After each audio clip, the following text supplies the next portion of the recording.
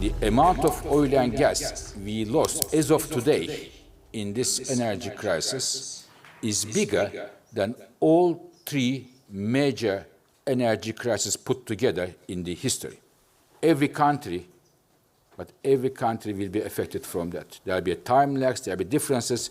No country is immune to that. There was another stark warning from the head of the International Energy Agency, Fatih Birol, saying that the global energy crisis is big, it's here, and it's going to hit everyone. The Iran war and the blockade of the Strait of Hormuz have put a chokehold on global oil supplies, and many countries are trying to lessen the impact by releasing large parts of their strategic reserves. But analysts are warning the speed at which those reserves are being run down is pushing the oil market dangerously close to catastrophe. Research by the bank JP Morgan estimates that global stockpiles were around 8.4 billion barrels at the start of 2026.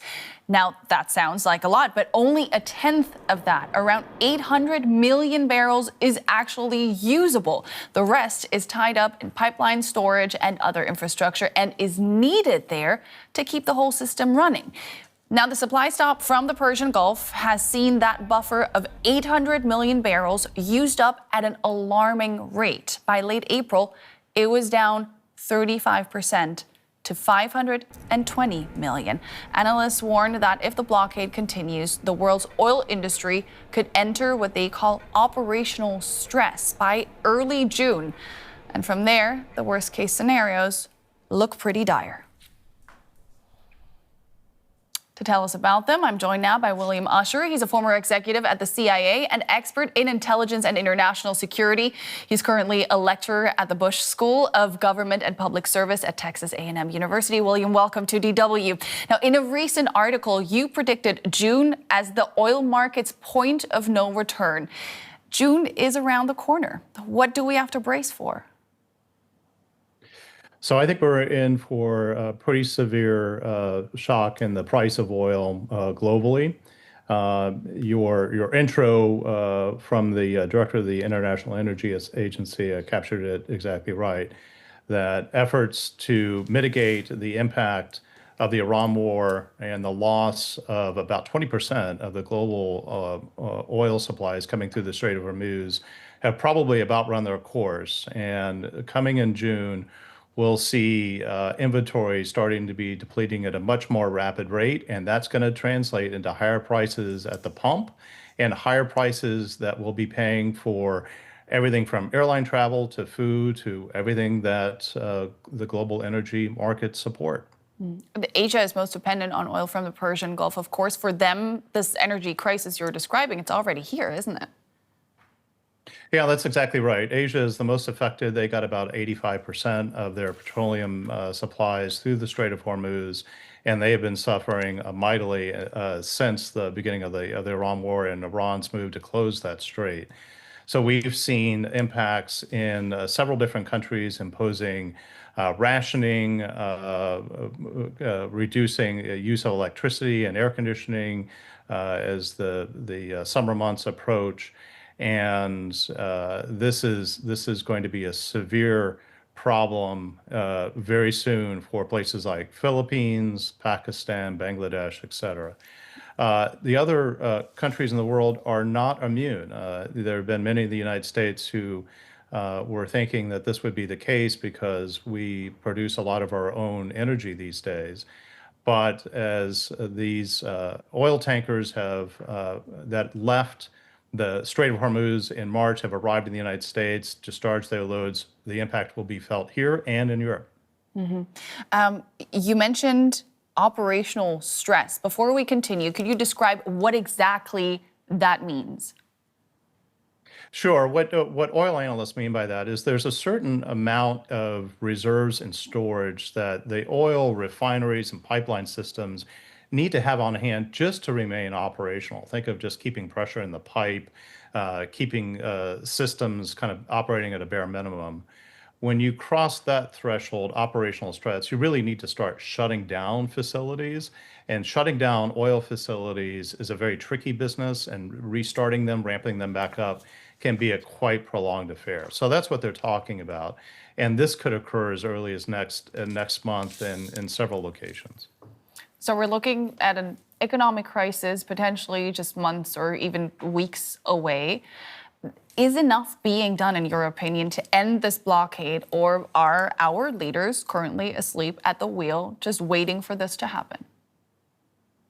Well, I don't think that they're asleep at the wheel, but I think we're in a very complex game of chicken between the Trump administration and the regime in Tehran. They each have a stranglehold on the Strait of Hormuz, and each is waiting for the other side to blink. The calculus in Washington is that the Iranian regime somehow is going to cry uncle because their economy is suffering badly. Inflation is soaring. There's already widespread unemployment because they can't import through the Strait of Hormuz and they can't export their oil, which is their sole source of hard currency. That calculus, I fear, is misplaced because I think the Iranian regime is highly committed, very ideological, and they're autocrats, so they don't really care about the impact on their civilian population. Conversely, in Washington and democracies in the West, they do need to be responsive to public opinion.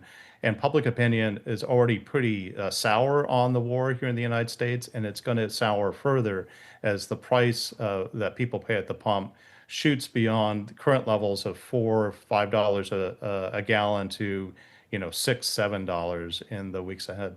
Yeah, the price of Brent crude was pushing $110 a barrel today. How high could it potentially go? Well, that will depend on several factors, not the least of which whether a resolution is found to the conflict. The Trump administration is considering doing a tax holiday, alleviating federal taxes on gas prices. That will lower prices by about 18 cents a gallon. It will have some impact, but not really. They're also talking about banning exports of U.S. Crude. Again, that will have a limited impact because much of what U.S. refineries are designed to process is crude from other parts of the world, including the Strait of Hormuz. So I think measures that governments can take will have a limited impact. It may soften the blow, but it won't prevent it. The only thing that will prevent it is reopening the strait. Yeah. Let's put this into perspective for a second. We had the oil shock in the 70s, the COVID pandemic, the energy crisis stemming from the war in Ukraine, and we did get through somehow. How is this scenario different? This scenario is fundamentally different for a couple of reasons. One, the amount of oil that's been taken off the market, about 20%, right, of global oil supplies, haven't been flowing, and it's barely a trickle.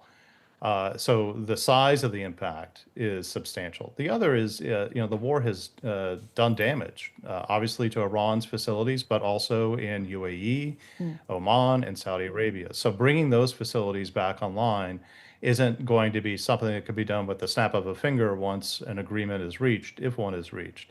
Now experts at financial houses and the IEA are saying, full return of Strait of Hormuz flows won't exist until 2027. So it's prolonged from the get-go, and it's going to be quite severe, probably more severe than any energy crisis that we've seen in history. How much of a threat to international security is this growing resource scarcity? I would say it's quite severe. And, oil is what's got everyone's immediate attention, but the Strait of Hormuz also is a key source of fertilizer. And I think the food security impact will be what is perhaps felt earliest and most severe. Some experts estimate about 100 million people are going to become food insecure because they lack access to fertilizer from Persian Gulf states. So that's one.